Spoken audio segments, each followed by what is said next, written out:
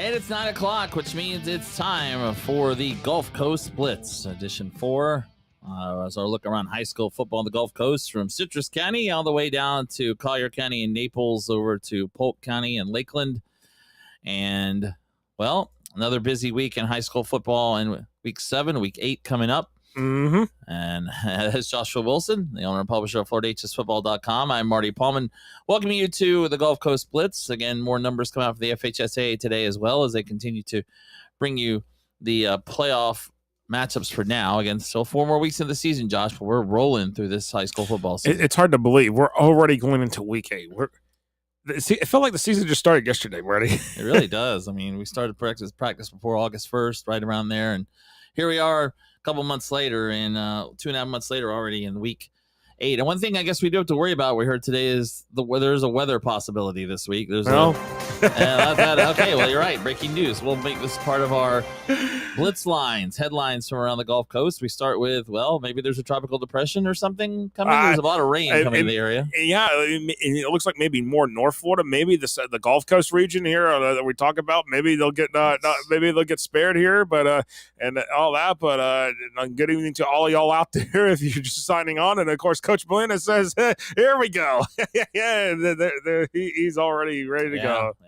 Well, we've already had that, of course, due to Hurricane Idalia. That was week 2, I guess, of the season. It was like the second week we had that all really affecting things, and then and of course that hit the Big Bend mostly up here in the North Florida area. But as you said, North Florida, North Central Florida, Northeast Florida are expecting a lot of rain starting tomorrow all the way through into Saturday. So.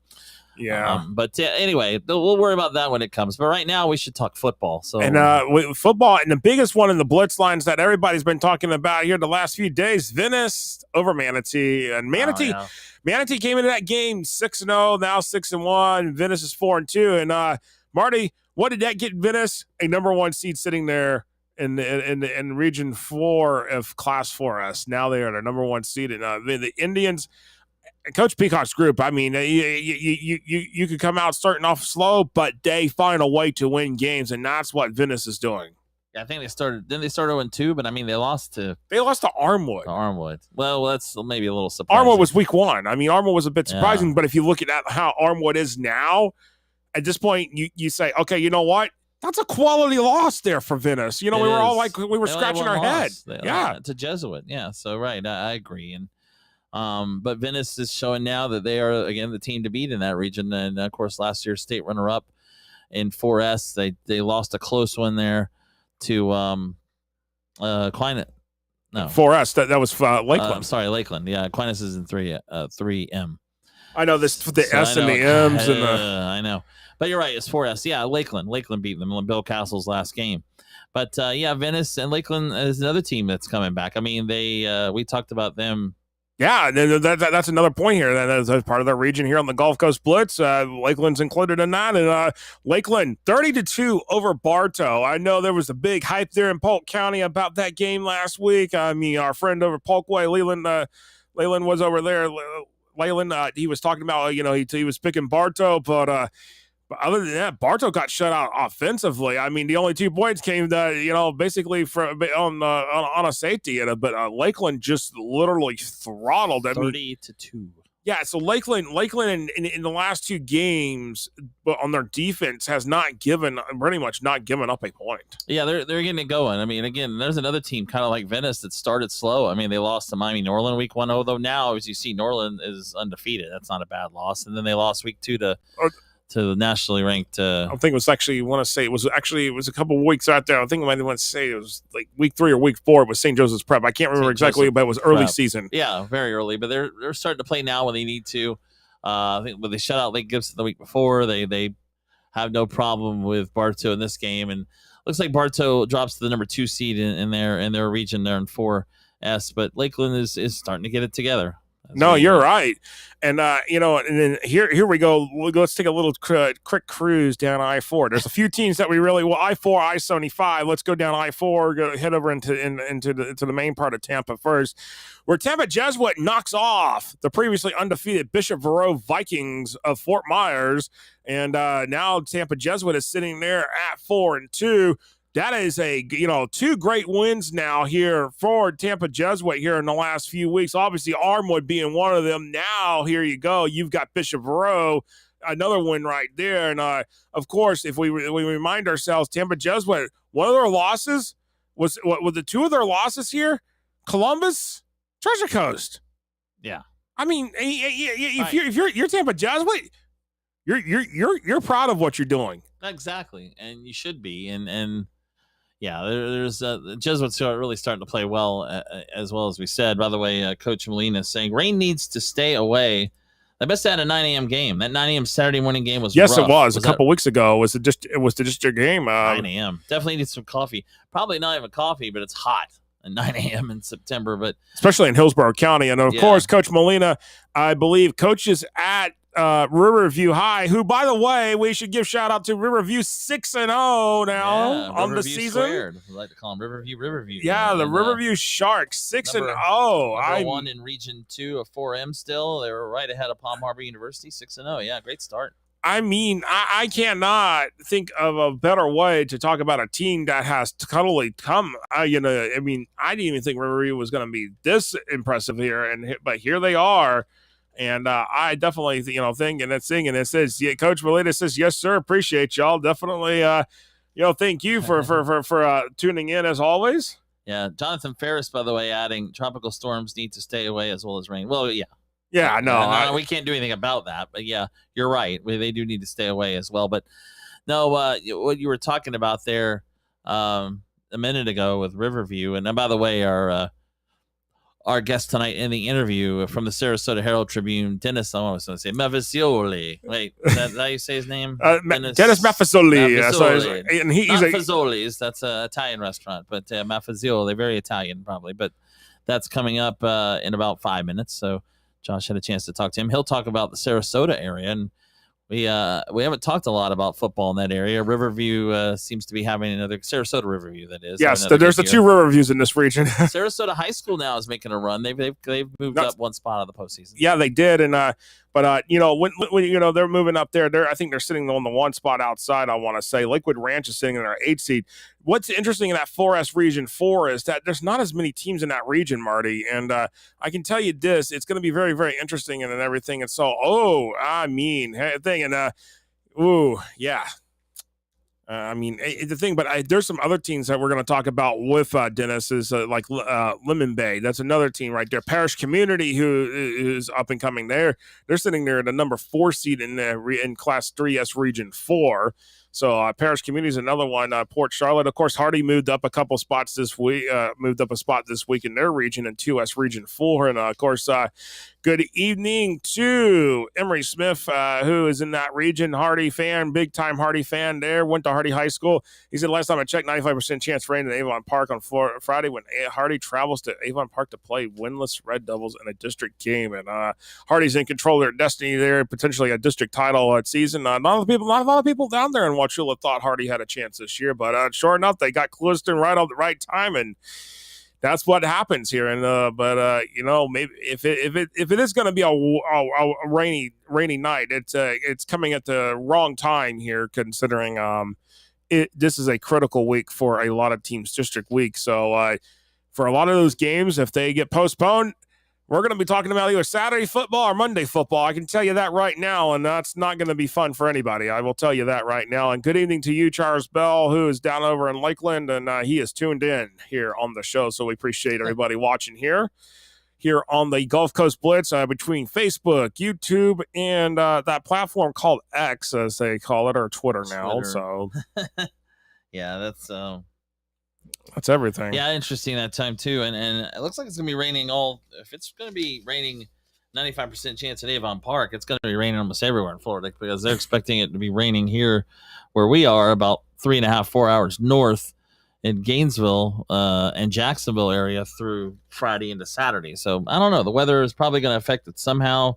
Hopefully it won't be too much of an effect and they can play the games, but we'll see. I mean, we can't do much about it.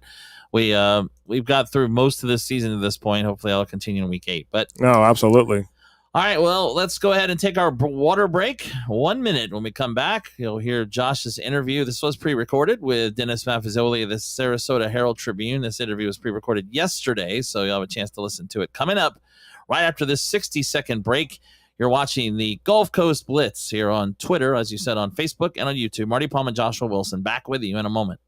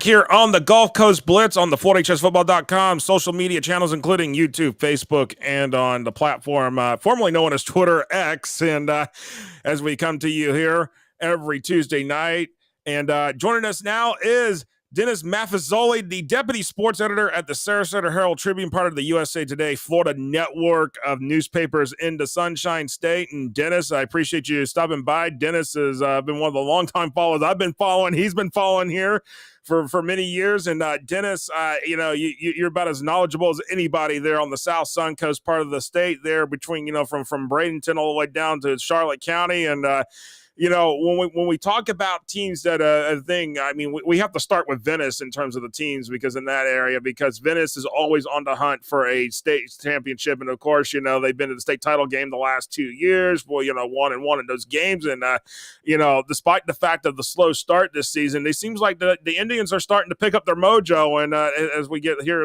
within the back half of the season, and a district title looks very much pretty much in hand for them. So, what is it about the Indians? What has changed since week one when they lost to Armwood to now where they're starting to dominate teams now? Well, the second half of the Riverview game 2 weeks ago, they started tackling better, and they haven't stopped. Riverview Rams in the second half shut them out. A good job with Manatee, although Manatee was a little shorthanded, but they did a really good job of containing Manatee in the throughout that game. So I would say the last 6 quarters, they started tackling better. Their offense has always been there all year, but the defense has picked up. No, absolutely. And you brought up Manatee here because that was a big game. That's always a big rivalry game down there in the area. And for Manatee, what Jaquez Green has done, what he has done, and now I believe this is his 3rd year. The Hurricanes have started to improve each and every year, and now here they were coming in. They came into that Venice game sitting there undefeated, but now they've taken their first loss of the season, but. Would you say that Manatee is starting to get back to a team that people will know of the Manatee teams of years past, or are we still kind of not there yet in terms of what Jaquez Green is trying to ultimately do? No, I think they've started. Jaquez got his coaching staff together. He got the weight room going, and he got his guys playing. He puts his best guys on defense, his most talented guys, and it shows. I mean, it didn't show against Venice, but Venice has a ton of weapons. And, Jaquez has done a really good job. And I thought people were sleeping on him at the beginning of the year. I put that on X or Twitter, whatever it was back then. And it's, they had a little hiccup and, they got a little frustrated at the end of the game. But they're going to be there at the end. And I wouldn't be surprised to see a Manatee-Venice regional final. No, absolutely, and of course, the playoff brackets will start to show that kind of thing as we get through here the updated rankings through the rest of the season. And Dennis, another team that a lot of people have been following, watching, talking is the Port Charlotte Pirates. I mean, Port Charlotte. If there's a commonality, they did play Manatee a few weeks ago. I know they lost to them, but I know that Port Charlotte seems to be having their own way with some things, and of course, dominated Braden River. Usually Braden River's a contender for that District 2 down there, but this year it's Port Charlotte's game, and Port Charlotte's just dominating teams when they're doing the things right on the field. Port Charlotte's loaded. I mean, they have a lot of good players. They have a lot of home games. So, I mean, they were, able to play Braden River, and I believe the Parish game is there. And, that's going to stand in the way of a district title. I mean, Parish plays Braden River, this week. And if Braden River doesn't win, they can be on the outside looking in. But getting back to Port Charlotte, I mean, they have talent on both sides of the ball. The Manatee game, they lost, in the last minute. Manatee had a long touchdown pass in the last minute. So, one little breakdown, and, but they've been dominating. Port Charlotte's been dominating, and I don't think that region's real good this year. So I think they can go a long way. No, absolutely. Of course, that region also involves, I believe that the Naples, and then of course the Golden Gate, which are a couple of the other teams down there. So, and Dunbar's taken a little bit of a back seat, and even despite the fact that I believe Dunbar only has one loss. So you're right, Dennis. That region could be wide open this year, and that might make it very appealing there for the Pirates to go make a deep run. Which if my memory serves me correct, I don't think Port Charlotte has actually gotten to the regional final. So this would be huge, I think. And I don't think they've gotten there. So if they do, that would be huge for them in school history right there to get that far, and that'll be a huge thing there right there for the Pirates. Looking at some other teams in the area, even though Northport's independent, they are showing some, maybe some signs of maybe that eventually they'll get back to district play. Is that what you're kind of seeing there with them this year? Is that what their kind of the hopes are, is eventually that they will get back into that district play and be able to be a program that can sustain itself? Oh, no doubt. They took a couple years to regroup. I mean, they got they got their new coach, and he's doing a great job. They just need to keep their players, sort things out, find out what they do best, and go with it. I mean, they've won some good games this year. The Bayshore. I know Jaden Judge didn't play for Bayshore, but they took care of them pretty good.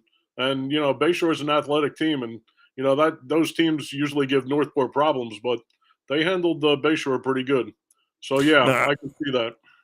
No, absolutely. And, of course, then going back into Charlotte County, there's Lemon Bay sitting there as well. That's a team that, when we're talking about that district down there in 2S, there's Lemon Bay, there's Bay.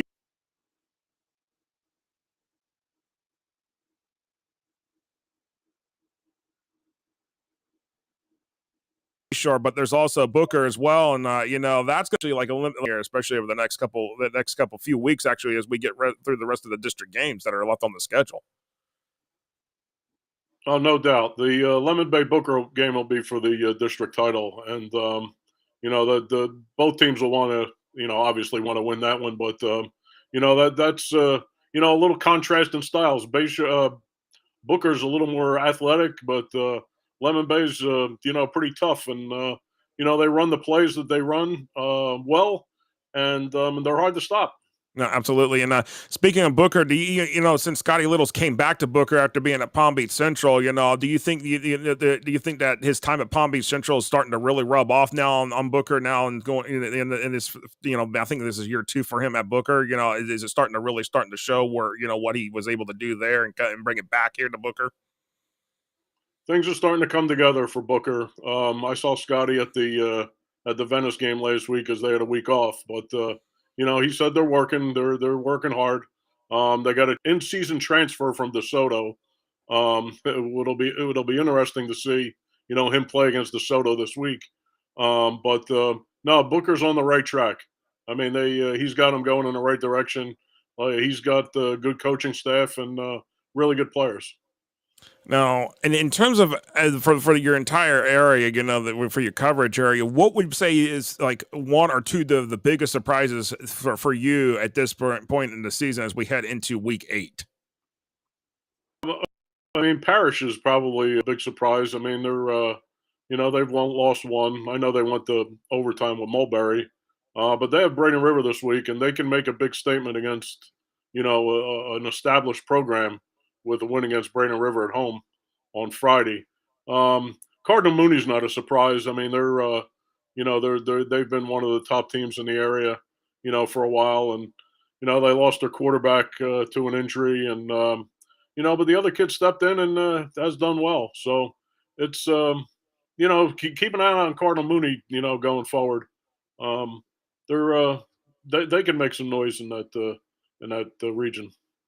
No, absolutely. And I'm glad you brought up Cardinal Mooney because I know they were number 1 in the USA Today Florida Network rankings for high school football. They're sitting there very close to that number 1 spot in the FloorHSFootball.com ranking. So, Cardinal Mooney, do you think at this point, looking at the landscape of Class 1S, because it's only 23 teams there in the classification this year, and, First Baptist is, obviously taking a little bit of a step back, even though they still got some of those athletes. But the one other team that First Baptist played, Trinity Catholic, has been struggling, and everybody's kind of wondering, do they make the playoffs? I mean, all they have to do is win one district game and they're in. But, the question is does Cardinal Mooney have enough in them to maybe potentially make a run to a state championship game this year? Do you think that is a possibility with the way this classification is playing out?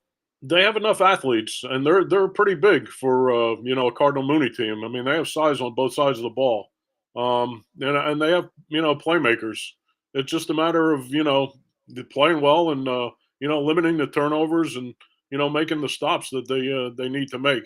The game they lost against Riverview, I mean, they were in the game for a while. I mean, they had a 7-0 lead, and then Riverview kind of took it to them. It was a little more physical, and Cardinal Mooney needs to be as physical as other teams that they play. No, absolutely, and of course. Dennis, with about all the time we've got here for you, but we'll definitely have you back on as we get closer to the playoffs or into the playoffs. But you can follow Dennis on Twitter, or X as they call it, at Maff Sports, MAFF Sports. And, of course, go to the Herald-Tribune.com to see Dennis's latest stories and everything. He does a great job down there in the South Suncoast region and providing all the updates between down there from Bradenton all the way down to Charlotte County. And, Dennis, I appreciate your time, and thank you very much for joining us here on the Gulf Coast Blitz. Anytime. My pleasure. My pleasure. Thank you, too. All right. That was Dennis Maffezzoli from the Sarasota Herald-Tribune joining us here on the Gulf Coast Blitz. All right. Good job, Josh. Yeah, thank you. Interview. Look at that. He just went right back. No, that was a pre-recorded interview. But had a chance to talk to Dennis Maffezzoli yesterday at the Sarasota Herald-Tribune. So, another one of the state kind of the people have been around a long time covering high school sports and high school football in Florida. No, absolutely. And, of course, Emery Smith chimes in regards to Dennis Maffezzoli's pre-recorded interview. Hardy plays Northport for homecoming next week. That should be an interesting game. Yeah, that's right. And also 70% chance of rain, Charles Bell saying, for Friday in Lakeland in the morning, but then the rain chance is going on 24%. Do we believe any of this anymore? Friday night, I see that, and I wonder. He says they should be good for that district game, George Jenkins versus Lakeland. Yeah, that's for the district championship. All right. Well, before we get out of here for another week time, music. This is also my favorite music. The pick six games from the Gulf Coast area. Josh and I will pick each week here on the Gulf Coast Blitz. We'll start down in Naples. It'll be Golden Gate and Barron Collier. That's the big game in Collier County. Oh, yes. And everybody knows, I will tell you this right now, this pretty much would be it for Golden Gate. If they get a win over Barron Collier, that would pretty much lock the District 3 S16 up for them. Golden Gate Titans, they got to rest a little bit. They got to rest this past week after losing in a very, very tight battle in Week 6 against Naples First Baptist. And I am on the Golden Gate train here. They will win this game. They will win it probably by 14 points in my view, at least. I am going with the Titans. You said Golden Gate. Yes, Golden Gate Titans. Okay. Well, I mean, they've already beaten Naples. I'm kind of with you. But I tell you this, Marty, let me praise before you make the pick. Barron Collier wins, this sends the whole district in chaos. Well, Yeah, we like chaos, don't we? Too bad we don't have tiebreakers like that anymore. That's true. I do honestly. I actually miss those district tiebreakers. I kind of like them. But anyway, Barron Collier, who they beat last week? They moved up 4 spots last week. They 5-1. Hold on, I'll pull it up here for you if I can. Yeah, I should have it here. Okay. Hopefully here, and let me get it for you here. But yeah, Okay. I mean it. Definitely, this is one of these games that's going to be really, really, it's going to think. And the games at Barron Collier, I mean, if this was a Golden Gate, I'd be really even more interesting. But I'm still going Golden Gate here. But for that reason, go ahead. Barron Collier beat South Fort Myers 20-19. By the way, South Fort Myers. Okay. All right. Well, I'm gonna. You know what? I'm gonna go with. I'm gonna go with with you as well. Golden Gate. I like them to win this game, even though it's on the road.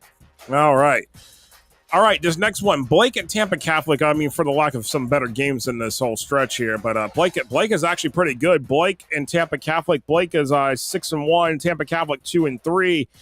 Blake has been hot on fire this year, but Tampa Catholic is Tampa Catholic, and it's hard sometimes to pick against Tampa Catholic, even if the record is deceiving, and that's the case here. And I have got to go with Tampa Catholic at home against Blake, but to the Blake Yellow Jacket faithful. I don't think y'all are going to be missing the playoffs this year. Y'all are going to be going into the dance, so that's my opinion. I'll stick to it.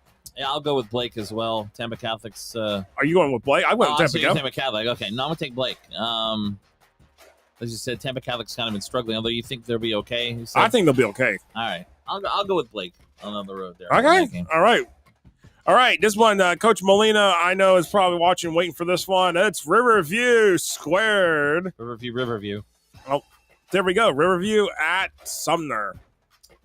Well, this is, I think this is for a district title as well, right? Or I think it's going to be pretty much for a district title. Whoever wins this is going to win the district. Actually. So Sumner has one loss. Wait a second. No, Durant's involved in this. So this is not going to settle anything yet. Riverview's got to play Durant still. But yeah, okay. I'll go with Riverview. I know it's a road game for them, but they really played well. 6-0. I'll take Riverview to win this game against Sumner. This is at Sumner. I like what Riverview's been doing. Sumner, their 1 losses to Durant. Okay. This is so tough. No, not for district. Oh no, wait a second. Okay, I'm sorry, Coach Molina. Is it no? Is it the thing? Is it not for district? Okay, we got Durant in 2 weeks. No, not for district. Okay, that's what he's saying. They got Durant in 2 weeks. So yeah. So Durant's a factor in this, in the whole situation. Yeah, so even if Riverview wins, they have to beat Durant. Yeah. So, I mean... Sumner will be done. I think if Riverview wins, Sumner's done. Sumner's no longer in the hunt in the district title. It'll be Riverview versus Durant for this. And but I love the story that Riverview is this year. But Sumner's really good too. I mean, this is tough, but I like what the Sharks are doing, and I'm gonna go with Riverview myself. Yes, the Sharks. I agree. Riverview Sharks. Durant has won their only district game so far, right? So, yes. Thank you. And so is Riverview. Coach Molina, right? Charles Bell. Have you talked about Lakeland yet? Yes, we've talked about Lakeland. But are we talking about them some more? Nope, not anymore. Not this week. They played George Jenkins. We expect them to win that game. Go ahead. All right. Victory Christian at Lakeland Christian. This is a Lakeland game. Not the Lakeland Dreadnoughts, but yeah, 2 smaller schools, Victory Christian and Lakeland Christian. These 2 have been there before. Lakeland Christian's been rolling. And Victory Christian, it looks like they've improved a little bit this year, but this is for everything in the district. Victory Christian did lose to Zephyr Hills Christian. So Victory Christian, if they pull up the upset against Lakeland Christian, they'll send the whole district down there and then into chaos. And chaos. District 1S5 is that district. And you know what? I'm going Lakeland Christian at home, and they have a good home environment. Yeah, 5-1. They are the number 1 seed in Region 3. Lakeland Christian by far. Victory Christian coming in 4-3. I'll take Lakeland Christian as well. All right. This one's going to be an interesting one. We got an interstate matchup for this next one. Dunbar at Lowndes, Georgia, up in Valdosta. I mean, this is about as tough as you get crossing the state line and go play a game at Lowndes. By the way, you can see the stadium right off there off I-75. Yeah, right there on the interstate. That's right. There in Valdosta as you're traveling up. And for me, I am just, man, I don't know. I mean, I'm taking Lowndes. I think this is tough when any team goes on the road to Georgia, especially a Florida team, it seems like. So No, I don't disagree. And Lowndes is a tough place for any Florida team to play at because they sell out their stadium. They pack that stadium. I mean, they are a great atmosphere out there. Yeah. It's a great atmosphere and one that you got to go and check out and see. Dunbar at Lowndes, but we're both on the Lowndes thing here. Not Dunbar, but this is a tough environment to play out here. So definitely not easy. I can tell you that right now, Marty Pallman. And here we go. One more round. One more round a little bit here because we got one more game on this pick Clearwater 6. we go to for this game. Clearwater at Calvary Christian Clearwater. This is a good one. This is a good one. And this Calvary Christian's 1-0 in the district. Clearwater has not played Berkeley Prep yet. So here's the thing. Calvary wins, they win the district. I'll tell you that right now. Dunedin is the other team in that district. Dunedin is nowhere near the rest of these teams. But if Clearwater wins, the whole district is up in chaos because then Clearwater and Berkeley Prep have to play and decide, okay, if we're going to have a 3-way tie, which then they let the rankings settle it, or does Calvary go ahead and win this outright? For me, the Rock is a hard place to play at. Trinity Catholic saw that last week against Calvary Christian. Clearwater's good, but I'm going Calvary. No chaos here. I'll go with Calvary Christian as well to win the district over. All right. Well. All right. Well, that is it. Our pick 6 for this week, which is week 8 of high school football coming up in the Gulf Coast. That's going to do it for our 4th edition of the Gulf Coast Blitz. Coming up in about 15 minutes to 9:45, the North Florida Blitz. Oh, yeah. Hold on a second. I think somebody's left a comment here for us. Okay, one more. What we got here? Oh, good show. Jonathan Dowers says Lowndes a powerhouse indeed. Yes. And good show as always from Emory Smith. We appreciate that. Enjoyed it. Thanks. Good luck to Hardy there this week against Avon Park, Emory. And all right, that will do it now. Coming up, North Florida Blitz at 9:45. And we'll talk to you again next Tuesday, 9 to 9:30 for the Gulf Coast Blitz. For Joshua Wilson, I'm Marty Pallman. And that's it. So long. Goodbye.